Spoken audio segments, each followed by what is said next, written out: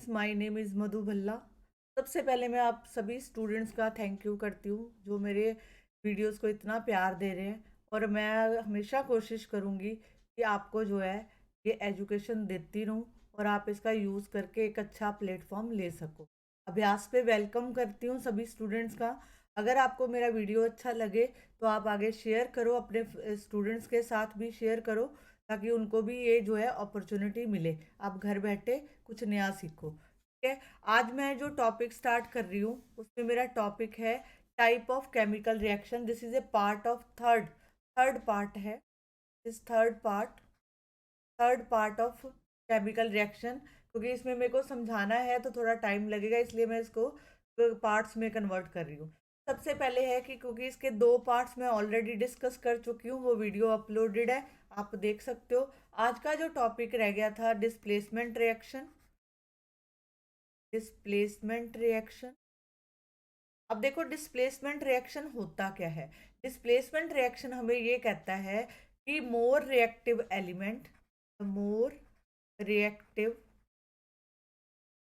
मोर reactive element ये जो क्या करते हैं, डिस्प्लेस कर देते हैं, displace the less reactive reactive less reactive element. जी, मतलब more reactive element displace the less reactive element. जैसे मैं आपको इसका मतलब समझाती हूँ, आपने अपनी क्लास में भी देखा होगा कुछ स्टूडेंट जो है काफ़ी इंटेलिजेंट होते हैं। ठीक है, इंटेलिजेंट होते हैं, और जैसे ही टीचर कुछ पूछती है तो ये जो इंटेलिजेंट स्टूडेंट हैं, जो थोड़े स्लो हैं बच्चे या एवरेज बच्चे हैं, ठीक है, उनको जो है जैसे मान लो कोई टीचर ने क्वेश्चन पूछा, ठीक है, तो इन्होंने क्या किया, पहले ही जो है अपना रेज कर दिया और अपना आंसर दे दिया। ये बेचारे पीछे रह जाते हैं। तो कहने का मतलब है ये इस टाइम में बन गए मोस्ट रिएक्टिव एलिमेंट और ये बन गए लेस रिएक्टिव एलिमेंट। तो ये मोस्ट रिएक्टिव एलिमेंट ने इनको डिस्प्लेस कर दिया, इनको मौका ही नहीं दिया। ठीक है, तो कहने का मतलब डिस्प्लेसमेंट रिएक्शन भी हमें यही बताता है कि जो मोस्ट रिएक्टिव एलिमेंट हैं वो डिस्प्लेस कर देते हैं लेस रिएक्टिव एलिमेंट को। अब देखो, डिस्प्लेसमेंट को समझने के लिए आपको सबसे पहले इसके बारे में पता होना चाहिए। डिस्प्लेसमेंट रिएक्शन उसको कहते हैं कि जो मोस्ट रिएक्टिव एलिमेंट जो है डिस्प्लेस करते हैं लेस रिएक्टिव। अब देखो, इसके लिए आपको रिएक्टिविटी सीरीज पता होना चाहिए, रिएक्टिविटी सीरीज।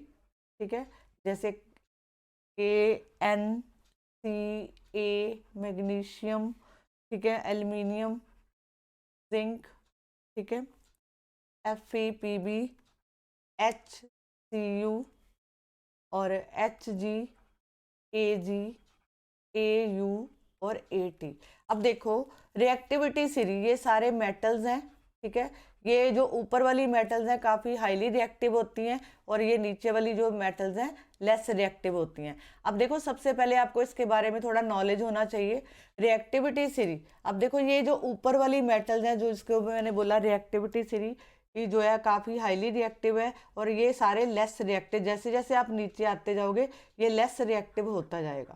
ठीक है, अब इसको याद रखने का मेथड क्या है, देखो, केदारनाथ का माली आलू जरा फीके पकाता है क्योंकि हल्दी अच्छी अच्छी। ठीक है, यहाँ पे पीटी आना था।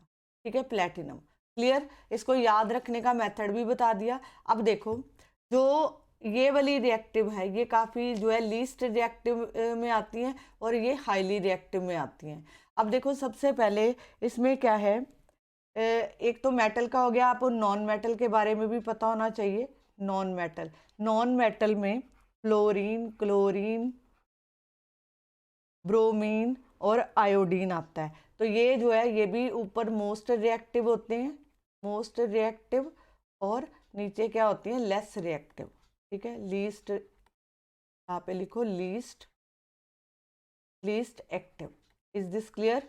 तो ये नॉन मेटल के लिए है। अब देखो, इसमें मैं आपको समझा रही हूँ, ध्यान से सुनो। डिस्प्लेसमेंट रिएक्शन होता क्या है, एक तो इसके लिए आपको ये रिएक्टिविटी सीरीज याद होनी चाहिए। मैं दोबारा रिपीट कर रही हूँ, केदारनाथ का माली आलू जरा फीके पकाता है क्योंकि हल्दी अच्छी अच्छी। ठीक है, अब देखो ये जो हाइड्रोजन है ये एक्चुअल में नॉन मेटल है, फिर भी इसको जो है मेटल के बीच में रिएक्टिविटी सीरीज में जगह दी गई बिकॉज ऑफ कि ये जो है ऑयंस, जैसे मेटल्स ऑयन फॉर्म करती हैं तो हाइड्रोजन भी ऑयंस फॉर्म करता है, इसलिए रिएक्टिविटी सीरीज में इसको रखा गया। समटाइम आपसे क्वेश्चन पूछा जा सकता है कि हाइड्रोजन तो नॉन मेटल है फिर भी उसको जो है रिएक्टिविटी सीरीज में प्लेस किया गया है, क्यों? तो आप बोलोगे जो हाइड्रोजन है वो ऑयन फॉर्म करता है। Is this clear? अब इसके एक्सपेरिमेंट के ऊपर आते हैं जो आपकी बुक में दिए हुए हैं। आप अपनी बुक खोल सकते हो, साथ में अपनी कॉपी पे नोट करो। एक्सपेरिमेंट फर्स्ट में हमें ये बोला एक बीकर लेना है, एक बीकर, उसके अंदर आपको कॉपर सल्फेट सोल्यूशन डालना है, कॉपर सल्फेट सोल्यूशन डालना है। कॉपर सल्फेट का कलर ब्लू कलर का होता है, दिस इज ब्लू सोल्यूशन, ठीक है। और इसके बीच में जिंक के पीसेस डाल ले, जिंक। अब देखो जिंक को जैसे ही आपने इसके अंदर डाला, ये कॉपर के साथ रिएक्ट किया तो यहाँ पे ब्रिस्क एफरसेंस जो है आने शुरू हो जाते हैं, मतलब थोड़े थोड़े बबल्स फॉर्म होंगे। तो दैट मीन यहाँ कहने का मतलब क्या है कि यहाँ पे गैसेस भी फॉर्म होती हैं। क्लियर? मतलब यहाँ पे देखो जब आपने इसको रिएक्ट किया जिंक को कॉपर सल्फेट के साथ, तो इसमें हुआ क्या कि जो ब्लू सोल्यूशन था वो फेड होना शुरू हो जाएगा। ये फेड हो गया, फेड ग्रेजुअली, और जब ये फेड होगा तो आपको जो सोल्यूशन मिलेगा, solution is colourless, solution is colourless. Okay, ठीक है जी। इसमें एक चीज मैंने मेरे मुंह से गलत निकली है, उसको छोड़ देना, बाकी बिल्कुल ठीक है। इसमें मैंने क्या बोला, उसमें मैंने गैस का बोला, गैस नहीं लिखना आपने। आपने यहाँ पे लिखना है कि जिंक जब कॉपर सल्फेट के साथ रिएक्ट करता है तो ये क्या बनाता है, ब्लू सोल्यूशन को फेड कर देता है, और जो सोल्यूशन आपको मिलेगा वो कलरलेस सोल्यूशन मिलेगा। अब इसका रिएक्शन लिखो, copper sulphate react with zinc, तो ये बना यहाँ पे जिंक सल्फेट और साथ में कॉपर, ठीक है, कॉपर। तो ये जो है रेड, इसके ऊपर रेडिश, यहाँ पे लिखो reddish brown, reddish brown particle, reddish brown particle settle हो जाते हैं, ठीक है। अब सेकंड एक्सपेरिमेंट पे चलते हैं। एक मैंने टेस्ट ट्यूब ली, मेरी ड्राइंग पे मत जाना, आप सिर्फ कंसेप्ट समझो। ये जो है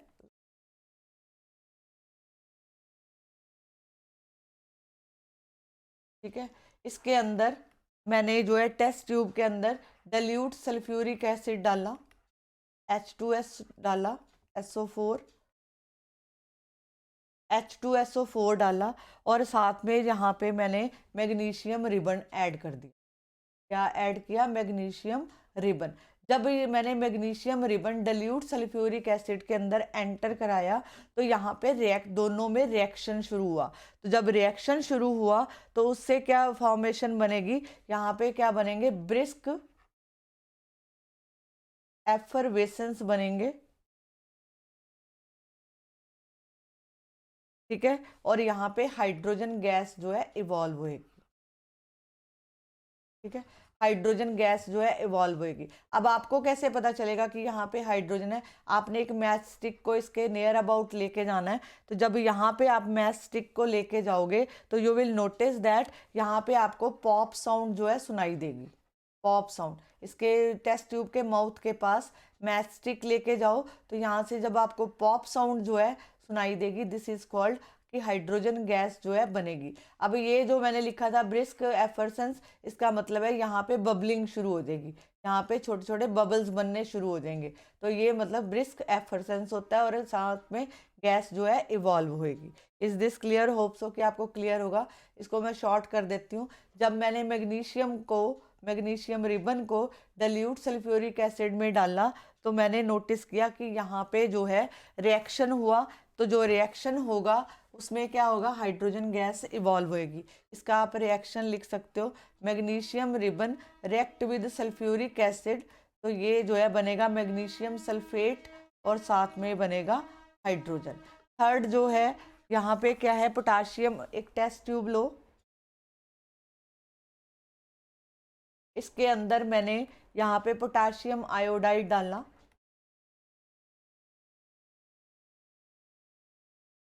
पोटाशियम आयोडाइड डालना, और ऊपर से मैंने क्लोरीन गैस को पास करवाया।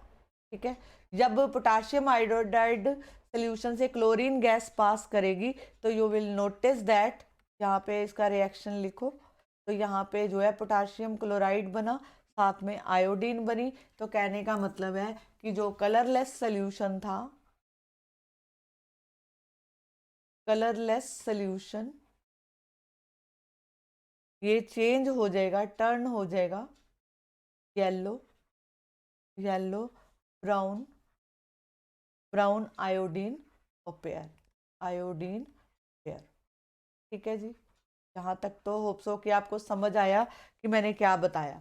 ठीक है, this is a displacement reaction. अब बात करते हैं डबल डिस्प्लेसमेंट रिएक्शन की, कि डबल डिस्प्लेसमेंट रिएक्शन एक्चुअल में होता क्या है। डबल, डबल डीकम्पोजिशन लिखो इसको, decomposition reaction, double decomposition reaction. इसमें एक्चुअल में क्या होता है, जब दो कंपाउंड, एक ये कंपाउंड है, पहले इसको लिखो, तो ये रिएक्ट करेंगे तो एक न्यू कंपाउंड का फॉर्मेशन होएगा। कहने का मतलब है कि जब टू कंपाउंड आपस में रिएक्ट करेंगे तो एक नया कंपाउंड फॉर्म होगा, न्यू कंपाउंड फॉर्म होगा, उसको बोलते हैं डबल डीकम्पोजिशन रिएक्शन। ये क्यों, कैसे होता है, जब दो ये कंपाउंड रिएक्ट कर रहे हैं, ये वाले दोनों, तो नया का फॉर्मेशन होता है बाय म्यूचुअल, जैसे म्यूचुअल अंडरस्टैंडिंग होती है, इनमें भी म्यूचुअल अंडरस्टैंडिंग होती है by mutual sharing of radical, mutual sharing of radical. जैसे यहाँ पे देखो ए बी और सी, सी डी, तो कहने का मतलब ए जो है डी के साथ आ गया और बी, इन दोनों में आपस में म्यूचुअल शेयरिंग हुई, इसको बोलते हैं डबल डीकम्पोजिशन रिएक्शन। अब इसमें जो डबल डीकम्पोजिशन रिएक्शन दो तरह का होता है, एक होता है प्रेसिपिटेशन रिएक्शन।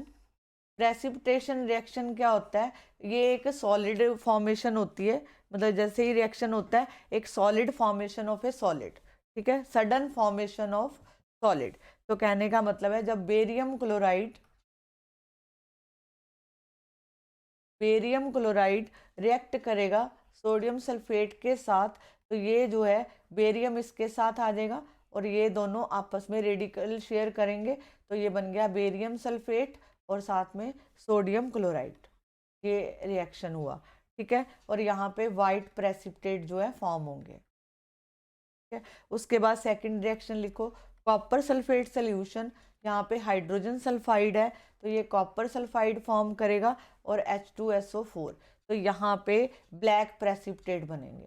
जो कॉपर सल्फाइड होता है ये जो है ब्लैक कलर का होता है। ठीक है जी, इज दिस क्लियर? यही इसका मेन रिएक्शन था कि इसमें जो है फॉर्मेशन कैसी होती है। होप सो कि आपको समझ आ रहा होगा, आप अपनी बुक खोल के साथ साथ पढ़ सकते हो। ठीक है, तो यहाँ पे जो रिएक्शन हुआ उसमें क्या किया, double decomposition reaction. Double decomposition reaction मतलब यहाँ पे रेडिकल एक्सचेंज हो गए तो ये रिएक्शंस आएंगे। ठीक है, तो प्रेसिपिटेशन का मतलब समझा देती हूँ।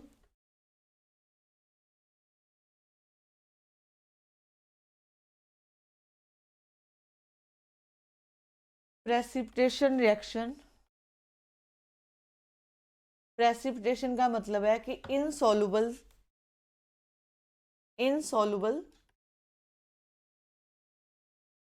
प्रेसिपिटेट। ठीक है, और ये जो है जैसे ही रिएक्शन होता है सडन फॉर्मेशन होते हैं। ठीक है, अब देखो एक्सपेरिमेंट में एक और है आपका, एक्सपेरिमेंट डिस्कस कर रही हूँ।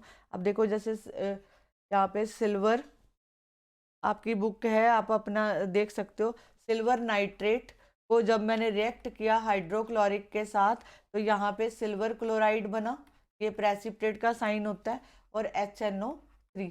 अब एक और रिएक्शन लिखो, जब सिल्वर नाइट्रेट को मैंने रिएक्ट किया सोडियम क्लोराइड के साथ तो ये जो है सिल्वर क्लोराइड बना और साथ में NaNO3। ठीक है जी। और ये जो है जो प्रेसिपिटेशन फॉर्म होते हैं तो ये जो है किस तरह के होते हैं, वाइट वाइट, जैसे दही होता है उस तरह के वाइट कर्डी प्रेसिपिटेट जो है फॉर्म करता है। Is this clear? अब आगे चलते हैं सेकंड एक्सपेरिमेंट पे।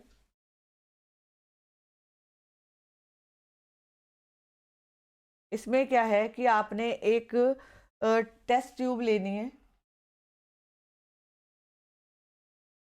एक इस तरह की टेस्ट ट्यूब ली। इसमें मैंने 1/3 जो है 1/3 सल्फ्यूरिक एसिड डालना। 1/3 कौन सा एसिड? डल्यूट। डल्यूट इसलिए लिखा जाता है लेबोरेटरी में, हमेशा हम डल्यूट को यूज करते हैं, कॉन्सेंट्रेटेड नहीं यूज करते। 1/3 डल्यूट सल्फ्यूरिक एसिड डाला और मैंने इसके अंदर बेरियम क्लोराइड डाला। बेरियम क्लोराइड जैसे ही मैंने इसको डाला तो यहाँ पे रिएक्शन क्या हुआ, barium chloride react with sulphuric acid.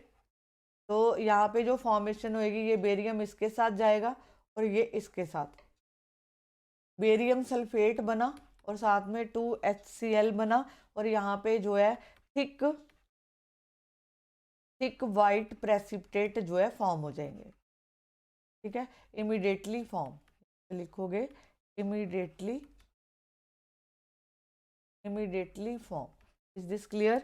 एक तो ये रिएक्शन है प्रेसिपिटेशन वाला और एक इसमें जो है न्यूट्रलाइजेशन। न्यूट्रलाइजेशन का मतलब है, पहले इसको लिखते हैं। न्यूट्रलाइजेशन रिएक्शन एक्चुअल में होता क्या है, जब एसिड जो है बेस के साथ रिएक्ट करता है तो ये सॉल्ट बनाता है, ये जो है सॉल्ट बनाएगा, साथ में वाटर बनाएगा। अब देखो जैसे सोडियम हाइड्रोक्साइड है, ठीक है, और यहाँ पे हाइड्रोक्लोराइड, ये एसिड है और ये बेस है। तो लिख सकते हो आप, जब बेस जो है रिएक्ट करेगा एसिड के साथ तो ये बनाएगा सोडियम क्लोराइड।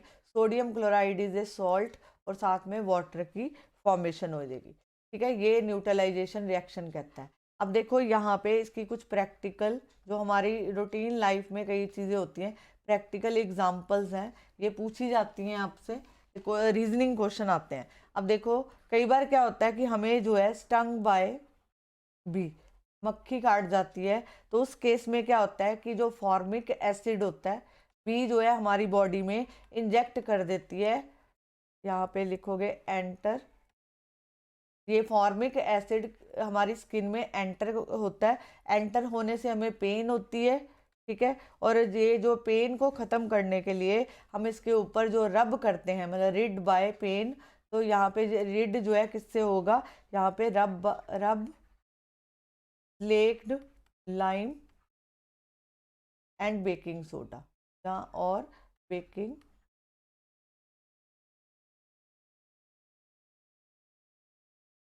बेकिंग सोडा, ये जो है बेसिस होते हैं। क्लियर? आपको मैं क्वेश्चन बता देती हूँ, कई बार क्वेश्चन आता है रीजनिंग में कि हमें अगर बी ने काट लिया तो उस केस में हमें जो है पेन होता है, ये क्यों होता है और इससे जो है कैसे रिलीफ मिलेगा। तो आपने लिखना है कि जब बी हमें स्टिंग करती है तो फॉर्मिक एसिड जो है हमारी स्किन में एंटर करता है, जैसे ही एंटर करता है तो उसकी वजह से हमें पेन होता है। पेन से रिलीफ करने के लिए हमें उसके ऊपर जो है स्लेक लाइम जहाँ बेकिंग सोडा जो है रब करना चाहिए। ठीक है, यही इसका रीजनिंग क्वेश्चन है, इसमें और कुछ नहीं, आप कॉपी पे ये लिख सकते हो। ठीक है, आपको अगर कुछ नहीं समझ आ रहा है तो आप जो है दोबारा से इसको वीडियो को पॉज करके देखो। अब देखो, अगर सेकंड एग्जांपल है न्यूट्रलाइजेशन का, कि मान लो हमारी बॉडी के अंदर आपको पता है कि हाइड्रोक्लोरिक एसिड बनता है। ठीक है, तो यहाँ पे होता है कि जो हमारी स्टमक होती है, स्टमक, अब देखो इसमें मैं क्वेश्चन पहले ही बता देती हूँ। कई बार क्या होता है, जैसे अब समर शुरू हो गया तो कई बार आप जो है ओवर ईटिंग करते हो, ओवर ईटिंग करते हैं। ठीक है, तो उसकी वजह से हमें वॉमिट आता है, घबराहट होती है। तो कहने का मतलब क्या है कि वो क्यों होता है, तो ये जो हमारी स्टमक है, स्टमक ग्लैंड जो हैं वो हमारी बॉडी के अंदर सिक्रीट करते हैं एक्सेस हाइड्रो हाइड्रोक्लोरिक एसिड, जिसकी वजह से हमारे स्टमक में होता है पेन। तो अब जब पेन होता है तो याद होएगा आपके घर में इनो होती है, जहाँ आप पुदीना खाते हो, तो वो भी जो है एक एंटी एसिड का, ये जो है एंटी एसिड का काम करते हैं। ठीक है, तो यहाँ पे जब आपकी बॉडी में एक्सेस हाइड्रोक्लोरिक एसिड बना, उसकी वजह से हमें पेन हुआ। इससे रिलीफ करने के लिए, relieved by milk of magnesia, milk of magnesia use किया जाता है। सोडियम हाइड्रोजन कार्बोनेट, हम इसको यूज करते हैं। अब क्वेश्चन सुनो, वापस समझा रही हूँ। अगर आपकी बॉडी में एक्सेस हाइड्रोक्लोरिक एसिड बना तो उससे आपको क्या होता है, और इससे जो पेन होती है इसको रिलीफ करने के लिए हमें क्या लेना चाहिए। फर्स्ट ऑफ ऑल आप कहोगे कि जो हमारे स्टमक ग्लैंड है वो सिक्रीट करते हैं excess hydrochloric acid in stomach. तो जब ज़्यादा होता है हाइड्रोक्लोरिक एसिड तो पेन होता है। पेन से हमें रिलीफ कौन दिलवाता है? Milk of magnesia, sodium hydrogen carbonate. याद रखना, जब आप इनो लेने जाते हो ना, तो इनो के बैक साइड पे सॉल्ट के नाम लिखे होते हैं, तो ध्यान से देखना, आपको पता चल जाएगा यही सॉल्ट्स होते हैं। तो ये हो गया milk of magnesia. Is this clear? अब कई बार क्या होता है हमारी बॉडी में, कईयों को डेफिशिएंसी हो जाती है, डेफिशिएंसी ऑफ हाइड्रोक्लोरिक एसिड। अगर हमारी बॉडी में डेफिशिएंसी होती है तो तब क्या होता है? तब हम कहते हैं कि सम और other suitable acid is taken. ये भी डॉक्टर की कहने की वजह से, डॉक्टर सॉल्ट लिख के देते हैं, तो उस वजह से डेफिशिएंसी को रोका जा सकता है। तो taken, suitable acid is taken in dilute, dilute मतलब पानी में घोल के पीना होता है, and form to make up. Okay जी, ये इसमें दिया हुआ है। अब देखो थर्ड एग्जाम्पल आपकी बुक में दिया है कि एक्सीडेंटली अगर हमारी बॉडी के ऊपर एक्सीडेंटली स्पिल्ड और जो है एसिड, एक्सीडेंटली स्पिल्ड जो है एसिड किसके ऊपर? हमारे क्लोथ्स के ऊपर या हमारी बॉडी के ऊपर अगर गिर जाता है तो क्या कौन सा सोल्यूशन यूज करना चाहिए उसको न्यूट्रलाइज करने के लिए? तो आप लिखोगे कि इससे जो है, इसको न्यूट्रलाइज करने के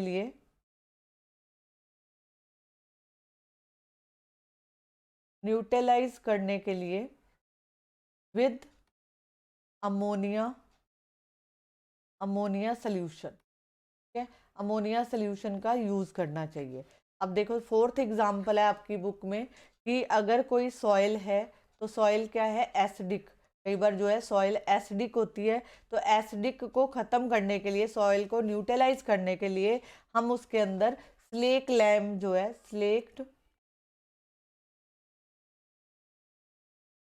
स्लेक्ड लाइम ऐड कर देते हैं। ठीक है, स्लेक लाइम ऐड करोगे तो ये न्यूट्रलाइज हो जाता है। Is this clear? अब इसमें एक और प्रोसेस है आपकी बुक में, हाइड्रोलाइसिस। हाइड्रोलाइसिस ये भी इम्पॉर्टेंट है कि हाइड्रोलाइसिस होता क्या है। यहाँ पे जब सॉल्ट जो है, सॉल्ट प्लस वाटर, और ये रिएक्ट करेगा तो ये जो है एन एसिडिक और बेसिक सोल्यूशन फॉर्म करेगा। बेसिक सोल्यूशन, एसिडिक और बेसिक सोल्यूशन फॉर्म करेगा। अब देखो सम सॉल्ट ऑफ, यहाँ पे लिखो सम सॉल्ट हाइड्रोलाइज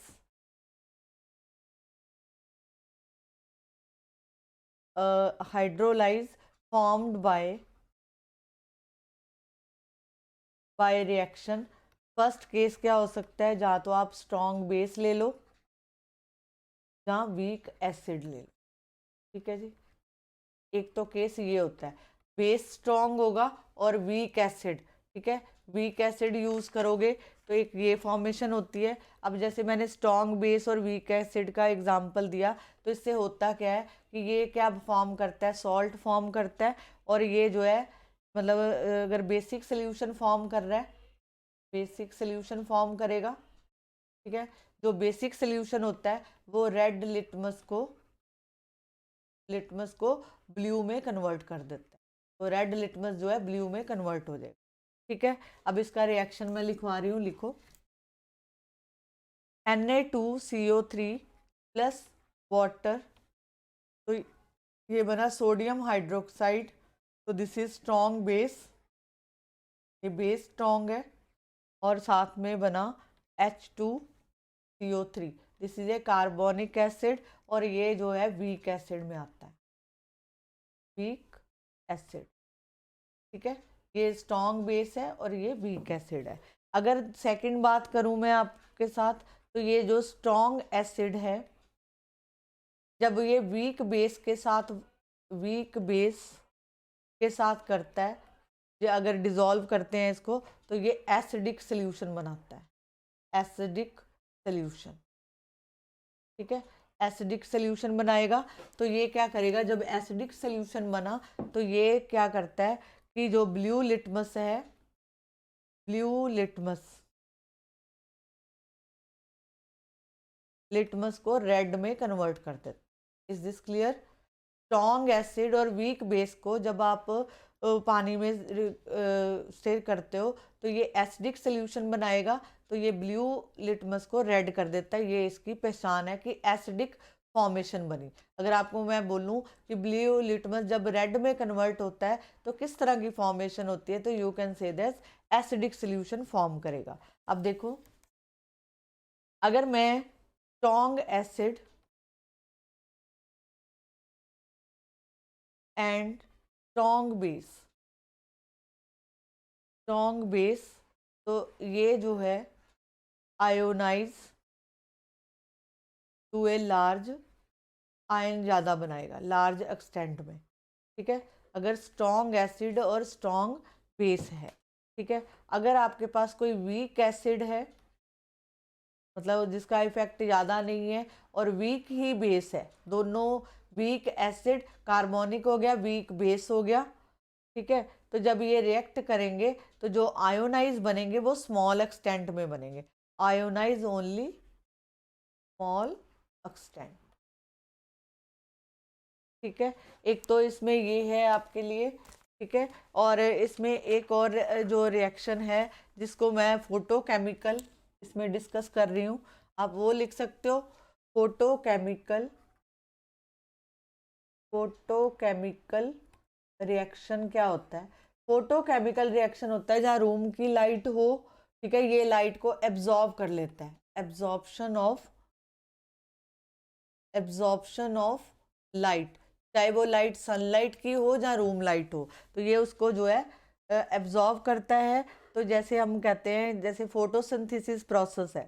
ठीक है, इसमें एग्जांपल फोटोसिंथेसिस का आ जाता है कि जब carbon dioxide carbon dioxide react with water और in the presence of chlorophyll, ये तो हम शुरू से पढ़ते आ रहे हैं।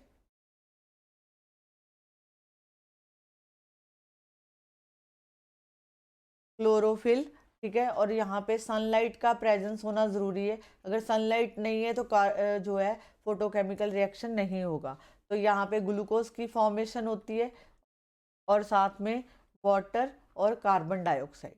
ठीक है जी, एक तो रिएक्शन ये है। अब अगर सिल्वर नाइट्रेट लिया आपने, सिल्वर नाइट्रेट को जब आप सनलाइट में रखोगे तो यहाँ पे होता क्या है, ये सिल्वर जो है अलग हो जाता है, तो ये यहाँ पे आ गया 2NO2 प्लस ऑक्सीजन, ये इसका रिएक्शन। ठीक है जी, ये इम्पॉर्टेंट है, ये यहाँ पे लिख लो इम्पॉर्टेंट। फोटोकेमिकल रिएक्शन वो होते हैं, तब अकर होते हैं जब एब्जॉर्प्शन ऑफ लाइट एनर्जी, ये लाइट एनर्जी को एब्जॉर्ब कर लेते हैं। तो जैसे ये फोटोसिंथेसिस प्रोसेस भी है, इसने सनलाइट को यूज़ किया, मतलब एब्जॉर्ब किया, तो आफ्टर दैट ये ग्लूकोज की फॉर्मेशन हुई, वाटर और जो है यहाँ पे ऑक्सीजन। ठीक है जी, अब इसमें एक और रिएक्शन आता है इलेक्ट्रोकेमिकल रिएक्शन। इलेक्ट्रोकेमिकल रिएक्शन वो होता है कि तब होएगा जब इसमें भी एब्जॉर्प्शन ऑफ एनर्जी यूज होएगी, एब्जॉर्प्शन ऑफ एनर्जी।